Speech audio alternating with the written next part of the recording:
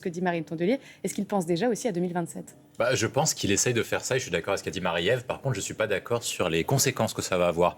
Parce qu'en fait, l'électorat de François Bayrou, c'est quand même théoriquement les retraités, les chefs d'entreprise et les milieux économiques. C'est ça l'électorat macroniste et démocrate chrétien qui vote encore pour le centre et le bloc central. Or, ce qu'il vient de faire auprès de ces électorats-là, et notamment auprès du CAC 40, c'est qu'il vient de leur dire il n'y avait pas de crise politique, il y avait juste une crise budgétaire, mais je viens de vous créer une crise politique à l'heure actuelle et on voit que le CAC 40 réagit très mal. Donc, c'est-à-dire que pour l'ensemble des acteurs économiques, il vient de créer une incertitude là où il avait apporté de la stabilité au début de l'année. Autre point aussi, c'est que François Bayrou, depuis le début de sa carrière politique, apparaît comme un modéré et un centriste. C'est-à-dire c'est quelqu'un capable de faire des compromis. Or, son image était cornée parce qu'il avait promis un compromis avec le PS, notamment sur le conclave des retraites. Il les a roulés. Oui. Il avait promis beaucoup de compromis avec d'autres partis, notamment le Rassemblement national sur la proportionnelle. Il a voulu les rouler également. Donc en fait, l'image qu'il avait de grandes personnes capables de faire des compromis, c'est ce qu'il avait vendu à Emmanuel Macron pour être nommé Premier ministre, c'est écorné au fil du temps. Et la preuve, c'est qu'il est devenu le Premier ministre le plus impopulaire de l'histoire de la Ve République, avec un bilan qui va être jugé plutôt négativement. Et après, dernier point, c'est que François Bayrou apparaissait comme un survivor de la vie politique. C'est-à-dire c'est quelqu'un qui, malgré et envers contre tout, c'est quelqu'un qui arrive à trouver un petit trou de souris pour faire passer des mesures, ou en tout cas à tenir politiquement. Et on lui reconnaissait une certaine ténacité à pouvoir tenir.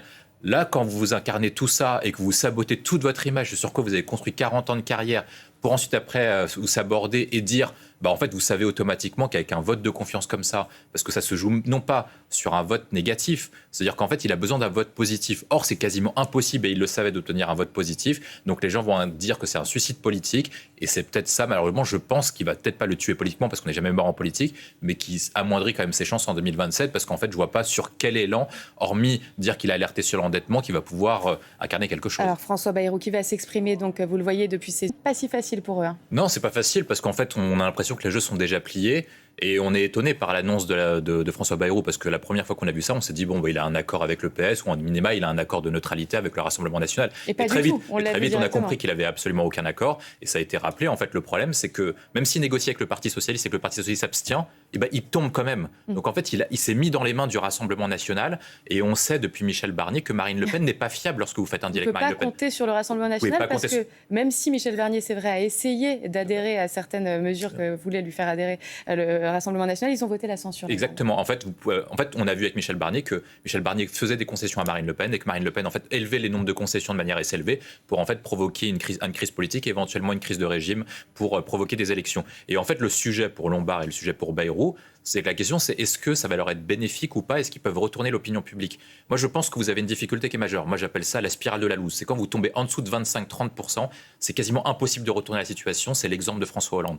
En fait, vous êtes tellement bas qu'en fait, qu'importe ce que vous fassiez, les gens ne vous font plus crédit. C'est-à-dire que François Bayrou tente une opération, mais la plupart de l'électorat français, la plupart des Français vont dire que c'est un coup politique et c'est pas un coup pour sauver le pays. Est-ce qu'il agit davantage pour sauver son poste ou est-ce qu'il agit davantage pour sauver la France? Et en fait, le coup qui aurait pu être intéressant s'il avait fait au début ou s'il l'avait fait dans d'autres contextes, aurait pu marcher, aurait pu alerter l'opinion publique. Là, il est plutôt dans une opération où les gens vont dire François Bayrou, dos au mur, tente le tout pour sauver son poste. Et ça, François je pense que c'est Bayrou, compliqué. qu'on voit entouré à l'image alors qu'il arrive donc à cette université d'été. Les investisseurs aussi ont les yeux rivés sur ce qui est en train de se passer. La situation est catastrophique, c'est-à-dire que les investissements directs en France vont baisser. C'était déjà en baisse depuis la dernière dissolution, dans la mesure où vous avez une instabilité.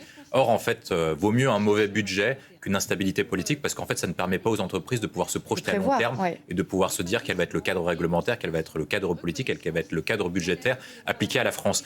Et il y a un autre point, je pense, qui va être difficile, c'est qu'en fait, la situation politique est telle qu'elle va obliger le futur Premier ministre ou le potentiel remplaçant de François Bayrou à faire des concessions qui vont être importantes dans la mesure où vous arrivez. Et comme François Bayrou l'a fait, au début d'année, c'est qu'il va partir de la copie de François Bayrou et il va faire des concessions sur les jours fériés, sur certains remboursements de médicaments. Et ces concessions-là vont avoir un impact budgétaire. Ça va être forcément soit des nouvelles dépenses, soit des baisses d'impôts. Donc ça va encore aggraver le déficit public, ce qui peut potentiellement mettre un doute sur la dette à long terme de la France et également les questions de financement. Parce qu'en fait, quand on dit que la dette de la France est importante, c'est pas uniquement le financement de l'État qui est compliqué.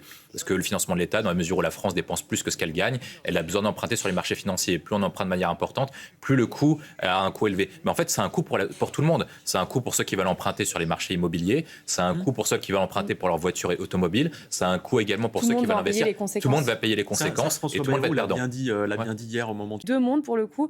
Pour lui, le monde est divisé en deux à l'heure actuelle en France. Oui, en fait, il veut provoquer plusieurs choses. Il veut provoquer un sursaut des Français en disant que s'il n'y a pas de budget, la France sera en situation de crise financière et que les mesures qu'on devrait prendre seront encore plus graves et encore plus importantes que ce que lui propose.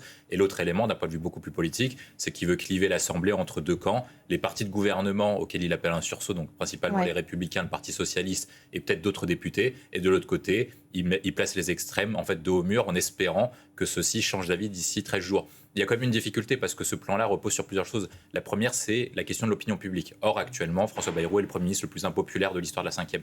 Deuxième problème, c'est qu'une majorité des Français veulent une censure. Même au sein des électeurs républicains qui font quand même partie du socle commun et qui font partie du gouvernement, il y a plus d'électeurs LR qui veulent une censure, qui ne veulent pas de censure. Et dernier point, c'est la question de la crédibilité de François Bayrou à pouvoir répondre et résoudre le problème de la dette. Et actuellement, il n'a pas de majorité de Français capable de le soutenir dessus. Eh bien, on l'écoute, François Bayrou qui François Bayrou, c'est que finalement, il ouvre la porte éventuellement à une dissolution? Oui, en fait, parce qu'en fait, ce qui apparaît étonnant, c'est que ce qu'on comprend, c'est qu'il a décidé de cette procédure-là avec Emmanuel Macron la semaine dernière. Et en fait, cette procédure-là est spécifique pour expliquer aux Français. Vous avez deux différences pour demander une question de défiance ou de censure, soit l'article 49-1, soit l'article 49-3.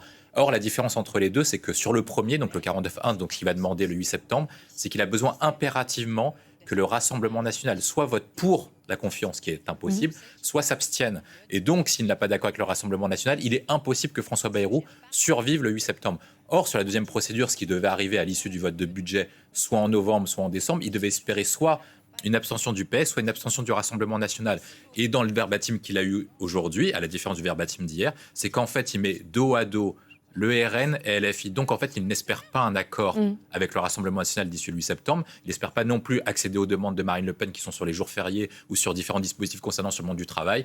Et donc, on a l'impression que François Bayrou prépare son départ de sortie, c'est le premier point. Et donc, le discours qui tient, c'est exactement le même discours qu'a tenu Emmanuel Macron à l'issue des élections européennes, qui est celle de mobiliser le bloc central avec chaos versus responsabilité, crise financière, c'est le RN qui va gérer les affaires ou c'est LFI qui va gérer les affaires. Et ensuite, ça vous permet en fait de mettre ensemble le parti de gouvernement pour remobiliser le bloc central, parce que le problème qu'ont Macron et Bayrou actuellement, c'est qu'en fait, leur cote de défiance est tellement importante qu'ils n'obtiennent même pas 50 à 60% des gens qui ont voté pour Emmanuel Macron en 2022. Et donc, s'ils veulent gagner une dissolution, ils ont besoin que le taux d'adhésion et les intentions de vote remontent auprès des électeurs bloc central, donc chefs d'entreprise, retraités, etc., qui sont sensibles à ce genre de discours. Merci beaucoup. Marie-Ève Malouine, vous partagez ce constat? C'est possible qu'il ouvre la porte à cela? Oui, je crois qu'il a un